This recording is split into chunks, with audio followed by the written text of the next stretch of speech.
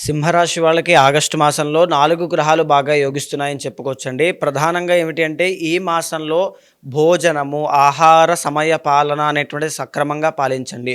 అనారోగ్య సమస్యలు, గ్యాస్ట్రిక్ సమస్యలు అనేటువంటివి వచ్చే అవకాశాలు ఎక్కువగా కనబడుతూ ఉన్నాయి. ప్రత్యేకించి ఈ మాసంలో నూతన వస్త్ర, వాహన తర్వాత ఆభరణ యోగాలన్నీ కూడా చాలా బాగున్నాయి అని చెప్పచ్చు.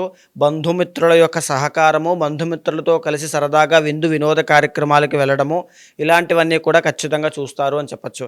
వైవాహిక జీవితంలోనూ, రిలేషన్షిప్‌లోనూ ప్రాబ్లమ్స్ అనేటువంటివి కనబడుతున్నాయి. తర్వాత మేజర్‌గా ఆరోగ్యము అనేటువంటి దాన్ని చూసుకోండి. ఎటువైపు వెళ్ళాలి, ఏం చేయాలి అనేటువంటి ఒక కన్‌ఫ్యూజన్, ఒక డైలమా, ఒక కన్‌ఫ్యూషన్ ఇలాంటివన్నీ కూడా సింహరాశి వాళ్ళకి ఆగస్టు మాసంలో ఎక్కువవుతాయి. స్ట్రాంగ్ మైండ్ సెట్‌తో ముందుకు వెళ్ళండి. భగవత్ ఆరాధన అనేటువంటిది ఎక్కువగా చేస్తే కనుక ఆ అమ్మవారి యొక్క సరెండరెన్స్‌లోనే మీరు ముందుకు వెళ్ళగలుగుతారు. ప్రధానంగా ఏమిటి అంటే సింహరాశి వాళ్ళకి 2వ స్థానంలో కుజుడు. ఆర్థిక సమస్యలు, భూ వివాదాలు అనేటువంటివి కానీ, భూ సమస్యలు, కోర్టు సమస్యలు అనేటువంటివి కానీ, అప్పులు కానీ ఇబ్బంది పెట్టే అవకాశం ఉంటుంది. మేజర్‌గా ఏంటి, రుణ విమోచన గణపతి స్తోత్రాన్ని 16 సార్లు ప్రతి బుధవారం నాడు పారాయణ చేయండి.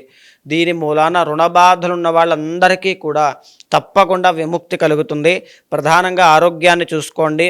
ప్రతి ఆదివారము గోధుమలు దానంగా ఇవ్వడం కానీ, శివుడికి అభిషేకం చేయించడం కానీ చేయండి.